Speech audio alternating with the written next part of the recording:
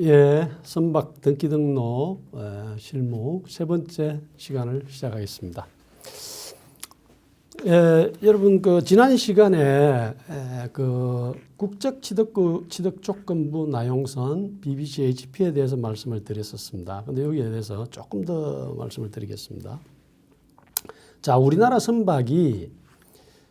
선박임에도 불구하고 아까 금융상의 그런 문제 때문에 금융을 차입을 하는데 금융권에서 요구하는 것 때문에 우리나라에 등록을 하지 않고 또 우리나라 국기도 달지 않고 외국에다가 등록을 하고 외국 국기를 달고 다닌다고 말씀을 드렸죠. 근데 우리나라 이게 외에 전 세계 보면 나라가 굉장히 많지 않습니까? 근데 그 중에서 왜 파나마 또는 마샬, 라이베리아 뭐 그런 나라들에 그러면 등록을 했을까라는, 그러니까 금융권에서는 왜 그런 나라에 등록하기를 요구를 했을까라는 그런 의문을 아마 가질 수 있을 겁니다. 그래서 거기에 대해서 조금 더 말씀드리겠습니다. 이 선박이라는 것은 선박의 소유자의 그 소속국 거기에다 등록을 해야 되는데 자기 나라 선박이 아님에도 불구하고 그 나라에 등록을 하도록 허용을 해준다면 그 나라가 아무런 이해관계도 없이 대가도 없이 자기 나라 국기를 달게 해주고 소유권을 이렇게 인정을 해주고 국기를 빌려주고 그렇게 하지는 않을 거 아닙니까, 그죠? 상식적으로 그렇습니다. 그래서 이런 선박을, 외국 선박을, 자기 나라 선박이 아닌데도 불구하고 외국 선박을 등록을 허용하고 자기 나라 국기를 달 수 있도록 허용을 해주는 그런 나라가 있는데, 그런 나라들을 편의취적국이라고 얘기합니다. 편의취적국. 예, 그러한 나라의 선박을 또 등록하는 그 행위 자체를 편의취적이라고 합니다. 편의취적. 거기에 등록된 선박을 편의취적선이라고 그러고, 그러한 선박의 등록을 받아주는 나라, 외국 선박을 등록을 허용하는 나라를 편의취적국이라고 그럽니다. 그럼 이런 나라들은 그 선박을 등록을 받아주면서 당연히 거기에 상응하는 그 대가를 받고 있습니다. 그러니까 매년 그 선박 한 척당 그 선박 크기에 따라서 정해진 그런 수수료라고 할 수 있을까요? 그런 세금을 받고 있습니다. 그래서 그런 돈을 벌기 위해서 그런 등록을 허용을 하고 있고, 거기에 대표적인 나라들이 바로 아까 이야기했던 그런 편의취적국, 파나마, 마샬, 라이베리아 같은 이런 나라들입니다. 그 외에도 이런 편의취적 국가가 많이 있습니다. 전 세계에 수십 개 있습니다. 수십 개 있지만은 우리나라 선사들은 대부분 여기 이런 파나마 같은 이런 나라들의 등록을 지금 많이 하고 있습니다. 원래 선박은 이제 유엔 해양법에서 선박과 등록 국가 간에 진정한 연계가 있어야 한다. 그러니까 진짜 소유 관계가 있어야만 그 나라에 등록을 하도록 해야 한다라고 이렇게 유엔 해양법에는 규정은 되어 있지만, 그럼에도 불구하고 이런 진정한 연계 관계가 없는 그 나라, 자기 나라 선박이 아님에도 불구하고 경제적인 그런 목적, 그런 것 때문에 이렇게 등록을 허용하고, 그래서 실제 소유자 국가와 선박의 등록 국가가 이렇게 다른 그런 경우가 많이 지금 있습니다. 그게 이제 편의취적 제도라는 겁니다. 그럼 이런 편의취적 이런 제도가 이제 어떻게 해서 생겨났는지 그걸 한번 잠깐 살펴보겠습니다. 원래 이제 편의취적 이것은 이제 1차 대전, 세계 1차 대전, 2차 대전 그때 이제 생겨났다고 그럽니다. 그러니까 이제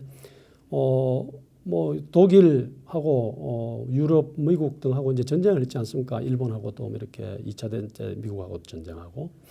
근데 이제 미국 상선, 미국 선박이 미국 국기를 달고 다니면은 그 독일이나 일본이나 이런 나라들이 저 나라 미국 배라는 거 대부분 알게 되겠죠. 그죠? 그러면 이제 바로 공격해버리지 않습니까? 그래서 미국 배들이 그런 적 함대로부터 공격을 피하기 위해서 일종 위장이죠. 그래서 미국 국기가 아닌 다른 나라, 그 옆에 있는 파나마에 선박을 등록을 하고 파나마 국기를 달고 다녔다. 그것이 이제 페니치적의 유래다. 뭐 이런 이야기가 있습니다. 그다음에 지금 최근 이제 전쟁 이런 상황이 아닌 이런 상황에서는 그거 외에도 페니치적을 하는 그런 이유가 좀 많이 있습니다. 있는데 아까 이야기했던 금융상의 그런 이유가 우선 대표적인 거고 그 외에도 두 가지 정도가 더 중요한 이유가 있습니다. 첫 번째는 이 페니치적 국가들은 그 정해진 수수료가 아주 저렴합니다. 그거 외에는 일체의 그런 세금을 받지 않습니다. 세금이 아주 저렴합니다. 그래서 우선 세금을 절감하기 위해서. 그러니까 어느 나라든지 선박을 이렇게 자기 나라에 등록을 하게 되면 그 나라의 세법에 따라서 세금을 굉장히 많이 이제 부과를 하게 되겠죠. 선박이 고가이다 보니까 세금이 많을 수밖에 없습니다. 우리나라도 뭐 재산세라든지 뭐 여러 가지 세금이 있습니다. 그리고 다른 나라도 마찬가지겠죠. 그래서 그런 나라에 자기 나라에 등록을 하면 이제 세금이 많아지니까 그래서 외국에다가 이제 그 페니치적국에 세금이 아주 저렴한 그런 나라에 이제 등록을 하게 되겠습니다. 두 번째는 이제 선언 문제 때문에 이제 또 페니치적을 하게 됩니다. 이제 각 국가별로 그 소속국에 등록을 하게 되면 그 자국 선언법을 적용받게 되고 그 나라의 선언을 태워야 됩니다. 근데 선언이라는 게 이제 그 선언이 많이 있는 나라도 있지만은 좀 선진국으로 갈수록 이제 선박에 이제 선원들이 배를 타기를 자꾸 꺼려 합니다. 그러다 보니까 이제 선언 구하기가 어려워져요. 또 선언을 구한다 하더라도 굉장히 비쌉니다. 선언비가, 인건비가 비싸기 때문에 그래서 이제 경쟁력이 그럼 많이 이제 떨어지게 되죠. 비용이 이제 올라가니까. 그래서 페니치적을 하는 그런 또 이유가 되기도 합니다. 그러니까 페니치적국은 자기가 정해진 정해놓은 수수료 그것만 받으면 그것만 납부하면은 일체 그 선박에 대해서 간섭을 하지 않습니다. 자기 나라 선박이 아니기 때문에 간섭을 할 이유도 없는 거죠. 그래서 선원도 그 선주가 알아서 어떤 선을 태우든지 뭐 그렇게 신경 안 써요. 간섭도 안 합니다. 그리고 세금도 뭐 부과하지 않죠. 그 다음에 뭐 만약에 그 선주가 금융선이 돈을 못 받았다, 지금 밀렸다 돈이. 그러면 법원에다가 그 나라 페니치적국 법원에다가 이 선박에 대해서 지금 내가 채권을 지금 상환받지 못했기 때문에 압류 허가를 해주세요. 신청하면 즉시 그 압류 허가를 해줘 버립니다. 그래서 그러니까 여러 가지 이런 편의성 또는 그런 목적, 장점, 장점이라 할 수 있을런가 모르겠습니다만, 그런 것 때문에 이게 외국의 페니치적국의 선박을 등록하게 됩니다. 아까 제가 페니치적선 출현 배경요 간단하게 말씀드렸습니다. 전쟁에서 적군의 그 공격을 피하기 위해서 페니치적 제도가 생겼다 이런 말씀드렸죠. 자, 페니치적 BBC HP와 페니치적에 대해서 이게 이 정도 설명을 마치겠습니다. 자, 그다음에 이제 선박 등기 중에서 한 가지 더 지금 좀 설명을 하겠는데요. 지금까지 선박 등기에 대해서 쭉 이야기한 것은 그 원칙적인 그런 선박 등기 그런 절차를 말씀드린 겁니다. 그러니까 외국에서 선박을 인수를 해서 우리나라로 선박을 가지고 와서 그다음에 수입 통관을 하고 법원에 등기를 하고 그다음에 해양수산부에다가 사업 허가를 내는 그런 등록 절차를 거쳐서 선박 운항권을 확보해서 선박 영업을 시작하는 것.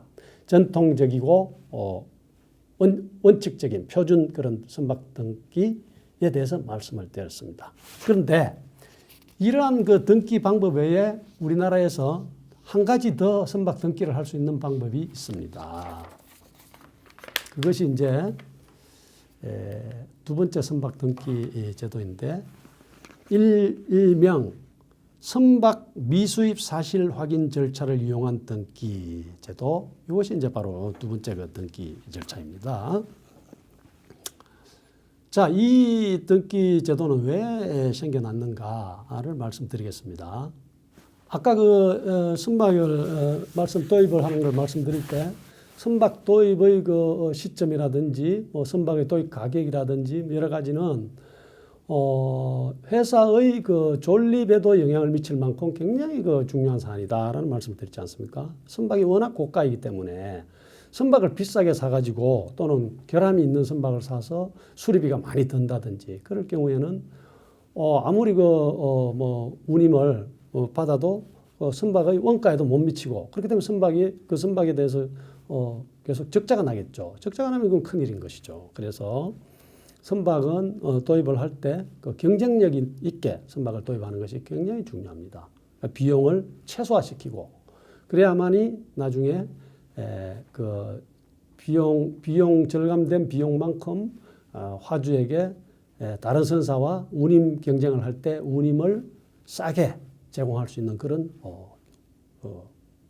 경쟁력이 요인이 원천이 됩니다. 그래서 좋은 선박을 아주 최소한의 비용으로 그렇게 도입하는 것이 굉장히 그 선박의 등록에서 도입에서 가장 중요한 사안이고 그것이 또 회사의 그 경영에도 굉장히 중요한 영향을 미치기 때문에 그 선박 등기에서도 그러한 절차를 허용을 하고 있습니다. 이러한 두 번째의 그런 그 절감할 수 있는 그런 절차를 허용을 하고 있습니다. 이것이 선박 미수입 사실 확인 절차를 이용한 등기입니다. 근데 선박을 사가지고 외국에서 등기를 하고 등록을 해서 영업 허가권을 딸 때까지 국내로 들여오는 거기까지 선박은 영업을 할 수가 없습니다. 아직 영업 허가가 나지 않았기 때문에 당연히 그렇게 되겠죠. 그러면 국내로 가지고 들어와서 등기를 하고 등록하는 그 기간만큼은 이 선박이 비용은 들어가고 있는데 지금 이미 금융도 선박 대금도 지불이 되었고 원금과 이자는 이미 나가고 있고 그다음에 선박이 계속 연료도 엔진도 지금 돌아가고 있고 연료도 소모되고 있고 선원들도 이미 거기 승선을 해 있기 때문에 선원들 임금도 계속 나오고 있죠. 많은 지금 비용이 소모되고 있습니다. 근데 아직까지 허가가 날 때까지 국내로 가지고 항해를 해서 국내로 가지고 들어오고 하는 그 동안에는 돈을 벌지 않기 때문에 굉장히 큰 비용이 나가게 되죠. 그래서 이러한 것을 좀 개선하기 위해서 우리 정부와 우리 한국선주협회, 한국해운협회 등등이 이제 협의를 해서 제도를 새로 만들었는데 이것이 선박 미수입 사실 확인 절차를 이용한 등기입니다. 이 선박 미수입 사실 확인 절차를 이용한 등기 제도는 한마디로 말해서 선박을 취득해도 외국에서 국내로 가져오지 않고 바로 그 자리에서 선박의 등기도 하고 등록도 해서 바로 영업을 할 수 있도록 이렇게 하는 제도입니다.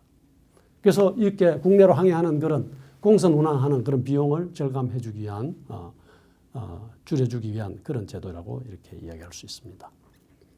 선박 미수입 사실 확인을 이용한 등기를 이제 표로 그려봤는데 아까 앞에서 본 표하고 동일한 것입니다. 동일한 것이지만 이것이 이제 다른 것이 무엇이냐 하면 이 선박은 국내에 들어오지 않고 외국의 항만, 인수한 항만 거기에서 바로 등기도 하고 등록도 하고 국적을 취득하고 영업허가권을 따내는 그런 것이 진행되기 때문에 외국에서 진행되는 절차도 있고 그 다음에 국내에서 진행해야 될 절차도 있습니다. 두 가지로 나누어집니다. 이제 외국에서 진행되는 절차는 선박에서 해야 될 그런 여러 가지 조치사항 그런 것들은 외국에 선박이 있는 그 외국 항만에서 이제 진행이 되겠죠. 그 다음에 국내에서 진행해야 하는 것은 관청에서 허가 내는데 필요한 그런 여러 가지 서류 작업 같은 것, 그런 것들이 국내에서 이제 진행이 되겠습니다. 그러면 외국에서 진행되는 절차는 우선 이제 선박을 매입을 하면 인수를 이제 했어요. 지금 일단 대금을 지급하고 우리 선원에 올라가 선박을 인수했습니다. 그럼 이 항만이 싱가포르라고 한번 가정해 볼까요? 그 싱가포르에 지금 선박이 있어요. 선원들이 탔습니다. 우리 선원들이. 그럼 여기서 지금 국내에서 절차를 진행해서 영업 허가가 나올 때까지 이제 기다렸다가 그 국내에서 서류가 나오면 이 선박에 비치를 하고 그때부터 바로 외국에서 영업을 시작하게 되겠죠. 선박이 외국에 있는 동안에는 국내에서 지금 하는 절차를 지금 국내에서 하고 있고 그동안에 외국에서도 선박 내에서도 여러 가지 절차가 이제 진행이 됩니다. 자, 뭐냐?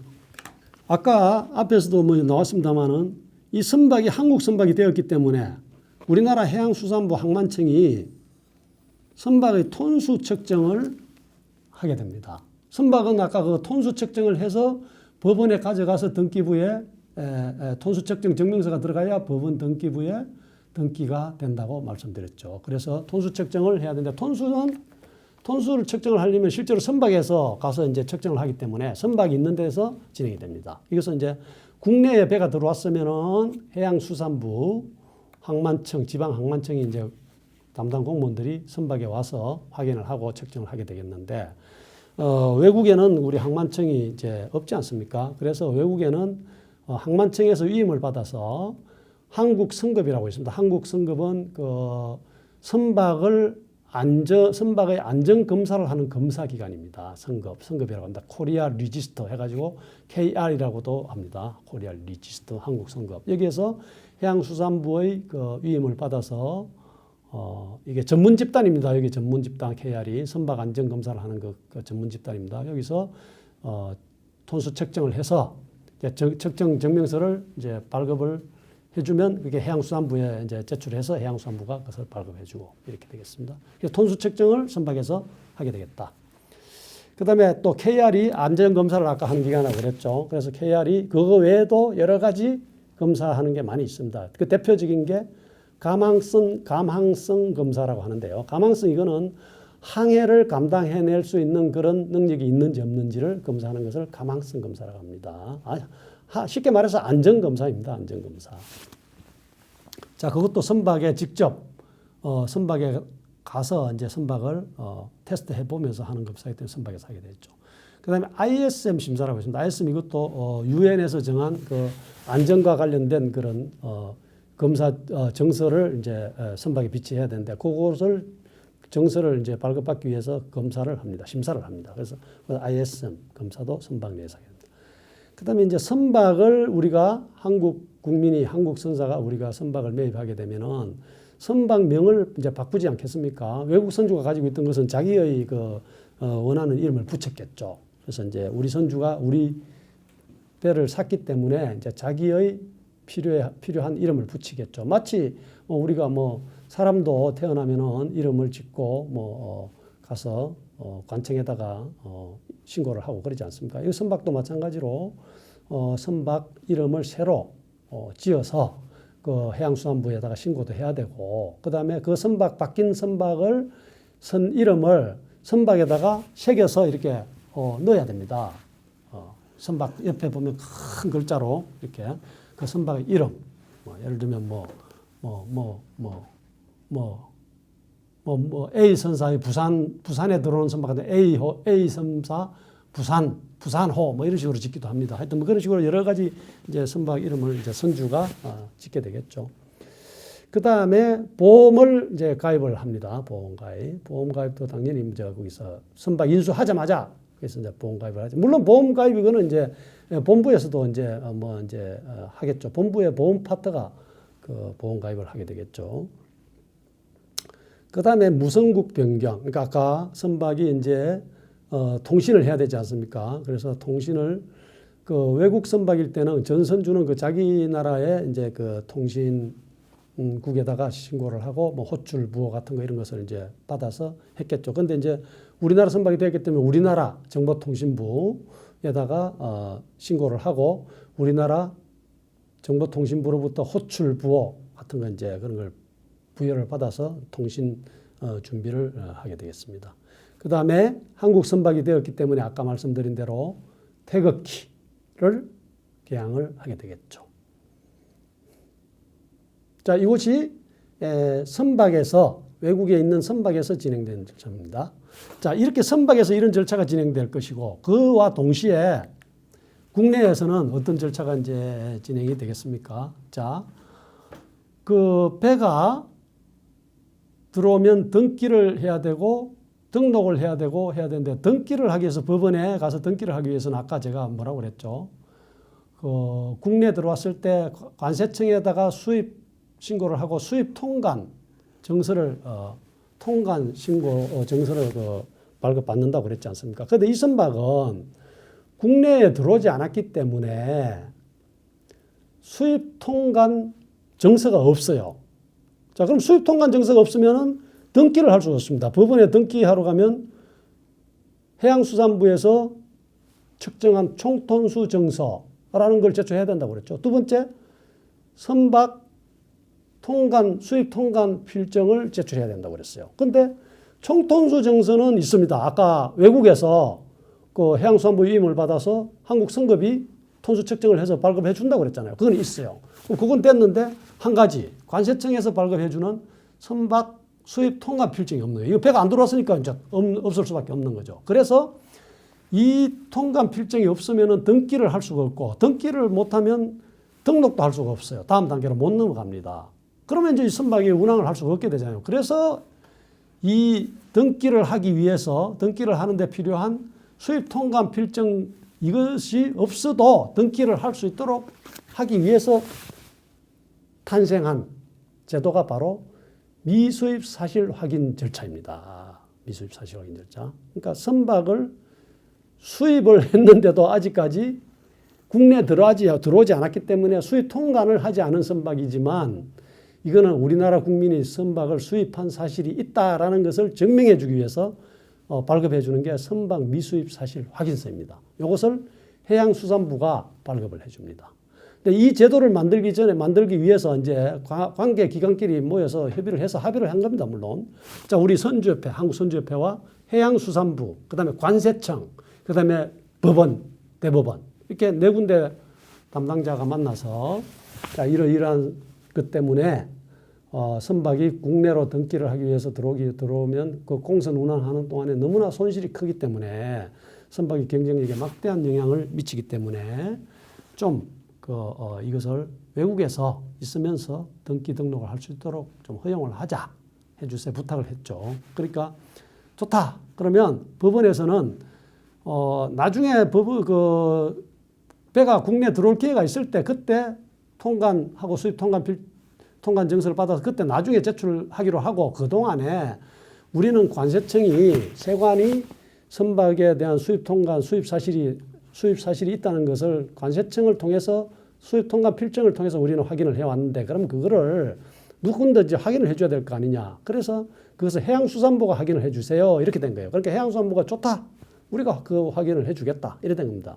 그래서 해양수산부가 발급을 하게 된 게 선박 미수입 사실 확인서입니다. 그럼 해양수산부는 이 선박을 우리가 선사가 선박을 샀으면은 선박 총톤수 측정도 해야 되고 나중에 그 선박이 등기하고 나면 바로 해양수산부에 가가지고 등록도 하고 여러 가지 하잖아요. 그러니까 해양수산부는 이 선박을 실제로 관리를 하기 때문에 이 선박이 실제로 수입됐는지 선주가 누군지 다 알고 있습니다. 그래서 선박이 수입된 사실이 있다라는 것을 발급해 주는 것이 어렵지 않습니다. 그래서 해양수산부가 그걸 발급해 주기로 하고 등기소에서도 법원에서도 좋다. 해양수산부 확인서를 가지고서 우리가 선박 수입 통관 필증으로 가름해서 등기를 해주겠다라고 했고 관세청도 나중에 수입 통관 즉시 수입 통관을 하지 않아도 좋다. 나중에 영업을 하다가 국내로 들어올 기회가 있을 때 화물이 있어서 국내로 들어올 기회가 있을 때 그때 일부러 안 와도 되니까 그때 올 때 그때 첫 번째 들어올 때 반드시 수입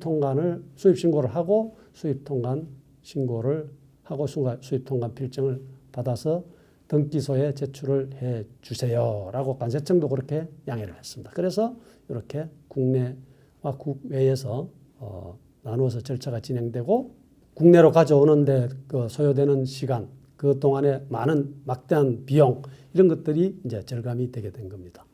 자, 이제 미수입 사실 확인서가 발급이 됐기 때문에 총톤수 정서 2개가 이제 등기소에 들어갔어요. 그래서 등기부 등본이 발급이 됐습니다. 등기부 등본이 발급되니까 이제 해양수산청에 가서 등록이 가능한 거죠. 왜냐하면 해양수산부에 등록을 하러 가기 위해서는 또 법원의 등기부 등본이 들어가야 되거든. 근데 그게 이제 있는 거죠. 2개 다 있잖아요. 지금 총톤수 정서는 이미 있고. 그래서 해양수산부에 가서 등록을 하면 해양수산부에서는 이제 서류가 갖춰졌기 때문에 서류를 또 발급을 해줍니다.